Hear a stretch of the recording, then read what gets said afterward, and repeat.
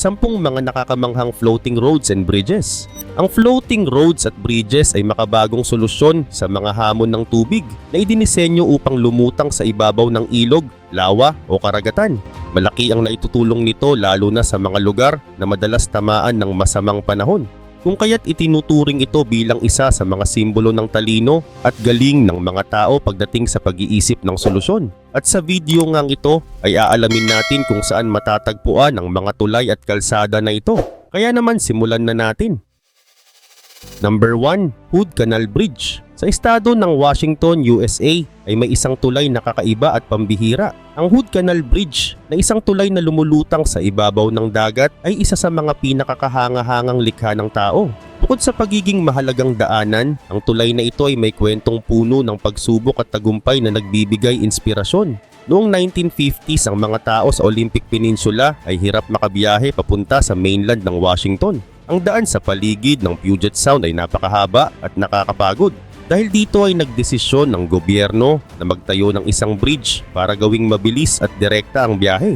Ngunit may problema dahil ang Hood Canal ay napakalalim at malawak. Hindi maaaring magtayo ng karaniwang tulay na may pundasyon sa ilalim ng dagat. Kaya isang kakaibang ideya ang naisip, isang tulay na lulutang gamit ang malalaking concrete block na tinatawag na pontoons. Si William A. Bogue na isang kilalang engineer ang nanguna sa proyektong ito. At noong 1968 ay sinimulan ng construction ng tulay at natapos ito noong August 12, 1961. Ang tulay ay 1.5 miles ang haba at ginagamit ang floating pontoons para manatili sa ibabaw ng dagat. Ang mga pontoon ay malalaking hollow block ng semento na kayang buhatin ang bigat ng tulay at mga dumadaang sasakyan. Maliban dito, ang tulay ay espesyal din dahil kayang magbukas ang gitnang bahagi nito para makadaan ng malalaking barko. Ito ang naging solusyon upang gawing praktikal ang tulay sa kabila ng pagiging floating structure nito. Subalit noong February 13, 1979 ay isang malakas na bagyo ang tumama sa lugar. Ang tuloy-tuloy na malalakas na hangin at wave ay sumira sa gitnang bahagi ng tulay.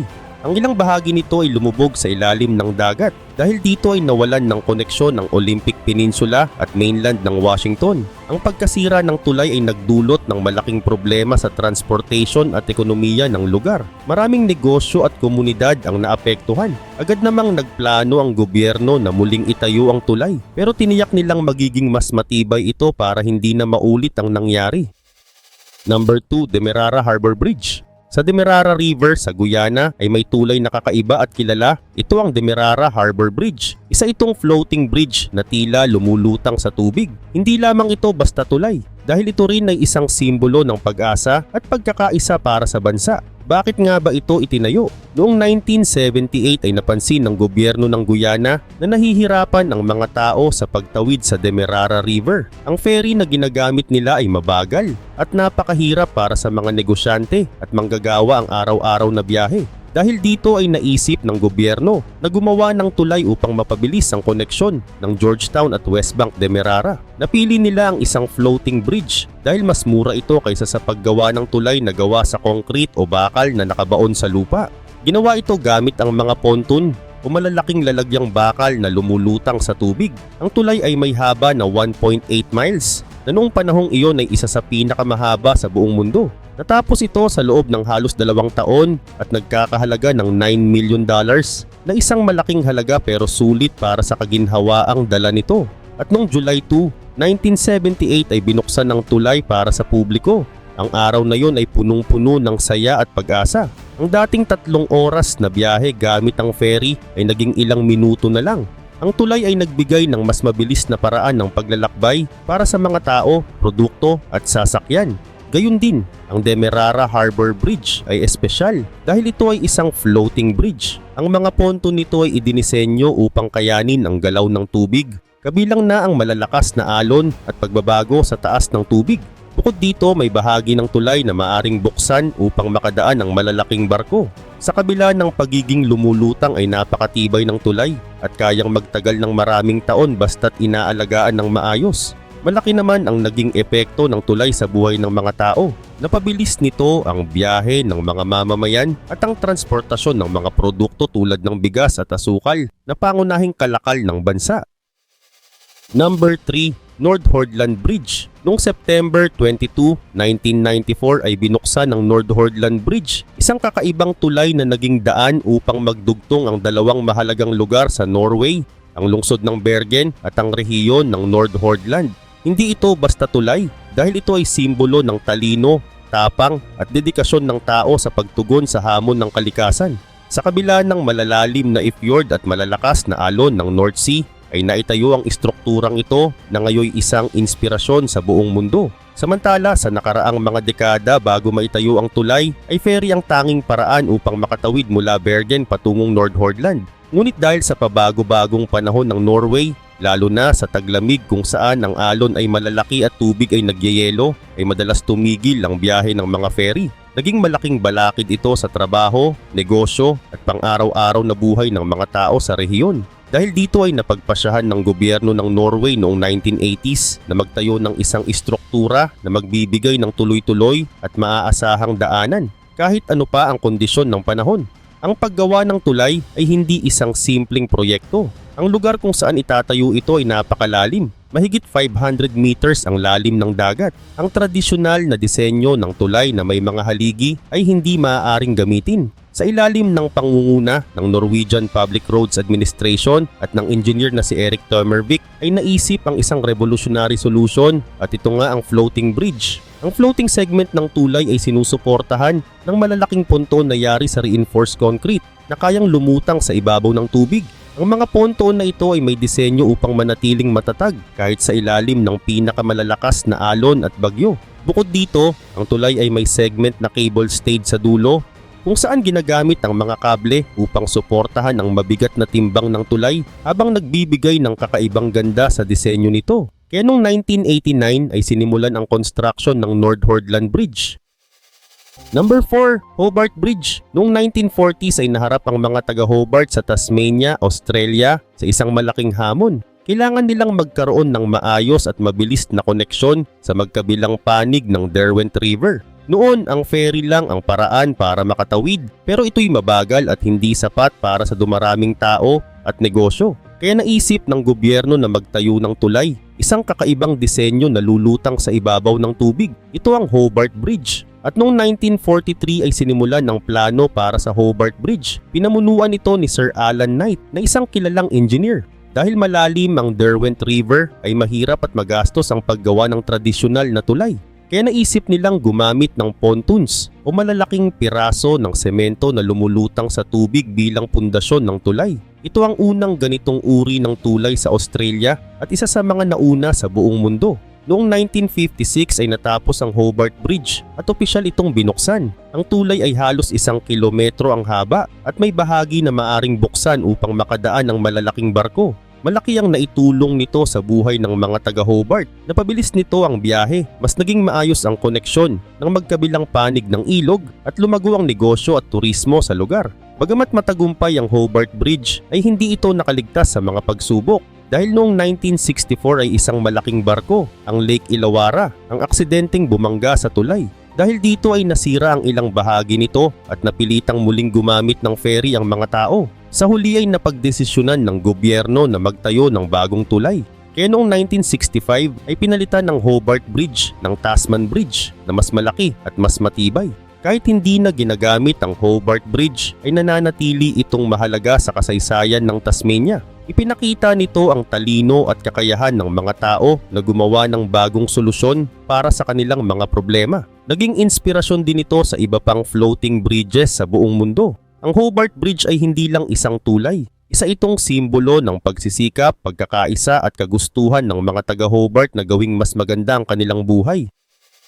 Number 5, Kuzupili Floating Bridge. Sa coastline ng Kuzupili Beach sa Kerala, India, ay makikita ang isang kakaibang tulay na parang direktang lumulutang sa dagat. Ito ang Kuzupili Floating Bridge. Isa itong natatanging istruktura na nagbigay ng bagong anyo sa turismo ng lugar at nagdala ng pag-asa sa mga tao roon. Noong 2021 ay nagpasya ang gobyerno ng Kerala na gawing mas tanyag ang kanilang lugar sa mga turista. Isa sa kanilang mga plano ay ang pagtatayo ng floating bridge na magiging atraksyon sa mga bumibisita sa dalampasigan ng Kuzupili. Ang proyektong ito ay ginawa ng Kerala Tourism Development Corporation o KTDC. kasama ang mga eksperto at local workers. Layunin ng tulay na ito na magbigay ng kakaibang experience sa mga turista at tulungan ang mga residente sa pamamagitan ng karagdagang pagkakakitaan. Ginawa ang tulay gamit ang mga materials na espesyal na idinisenyo upang lumutang, tulad ng matibay na plastik at bakal.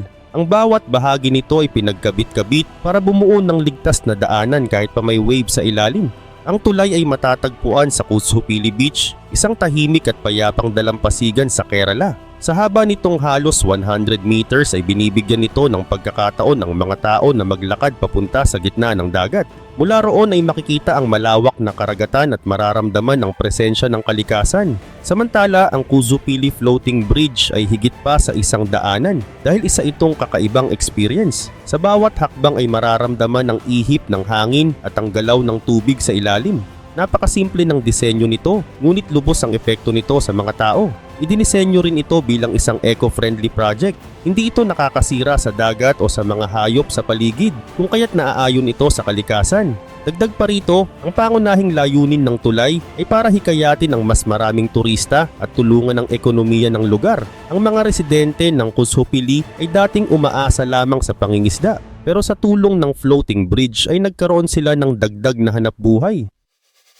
Number 6, Dongjin Bridge. Ang Dongjin Bridge na kilala rin bilang Janchunmen Pontoon Bridge ay isang natatanging bridge sa lungsod ng Ganzhou sa lalawigan ng Jiangxi, China.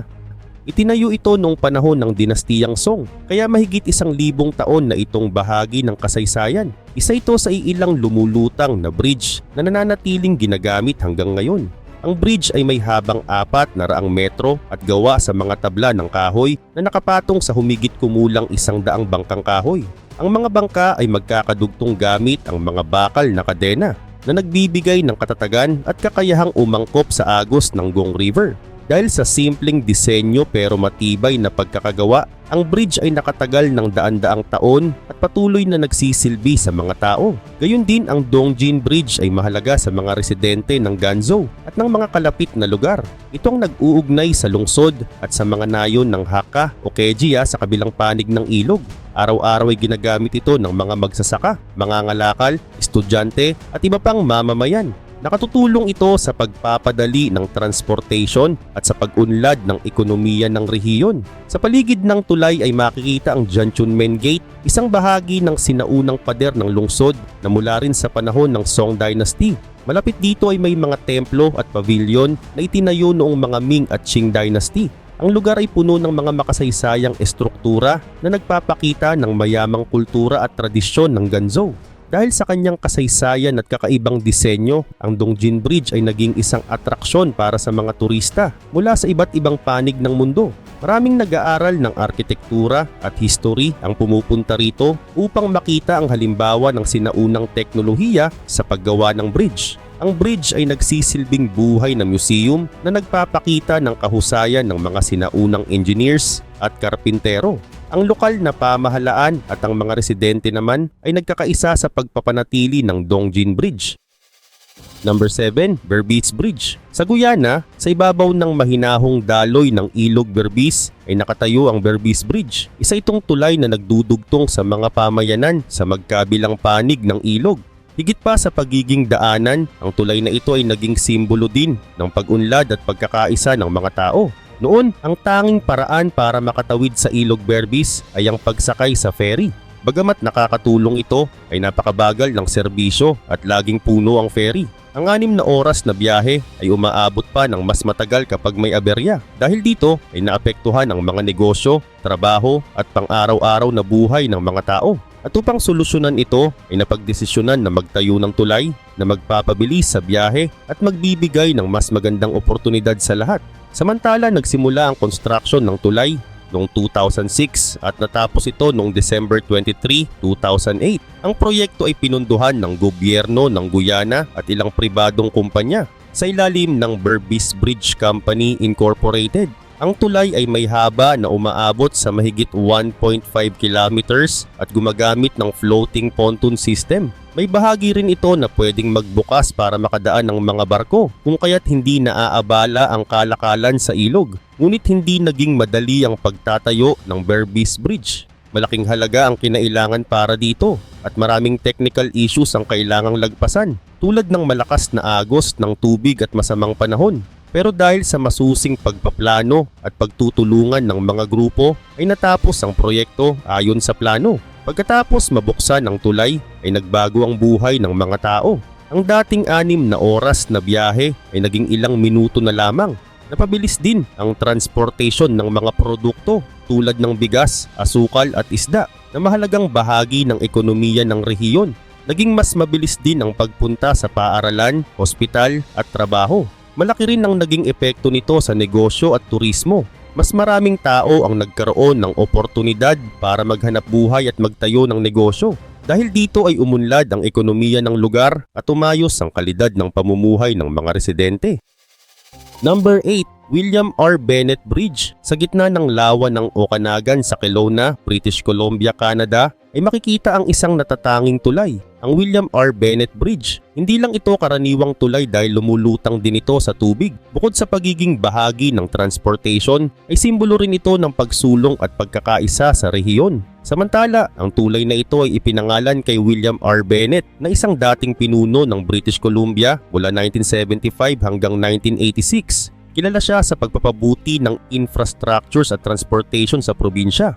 Ang pangalan ng tulay ay alay bilang pagkilala sa kanyang ambag sa kaunlaran ng lugar. Gayun din naman noong 2000 ay lumaki ang populasyon sa Kelowna at West Kelowna. Kasabay nito ang pagbigat ng trapiko sa lumang tulay, ang Okanagan Lake Bridge na ginawa pa noong 1958. Dahil hindi na nito kayang suportahan ang dami ng sasakyan, ay napagdesisyonan na palitan ito ng isang mas moderno at mas maaasahang tulay. Binuksan ng William R. Bennett Bridge noong May 25, 2008. Kaugnay pa nito ang lawa ng Okanagan ay napakalalim at umaabot sa mahigit 200 meters. Sa halip na magtayo ng karaniwang tulay na may mga poste, ay ginamit ang technology ng floating bridge. Ang tulay ay nakapatong sa 5 ponton o parang malalaking bangka na gawa sa concrete. Ang mga ito ang nagpapanatili sa tulay na nakalutang at matatag kahit sa malalakas na alon o pagbabago ng level ng tubig.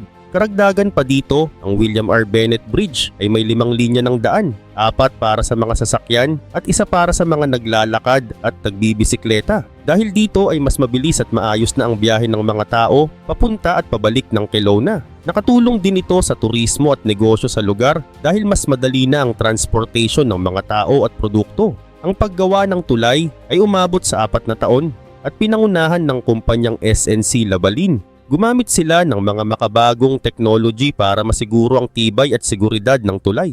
Isa sa mga hamon ay ang masamang panahon at pabago-bagong kondisyon ng tubig, ngunit sa huli ay naging matagumpay ang proyekto.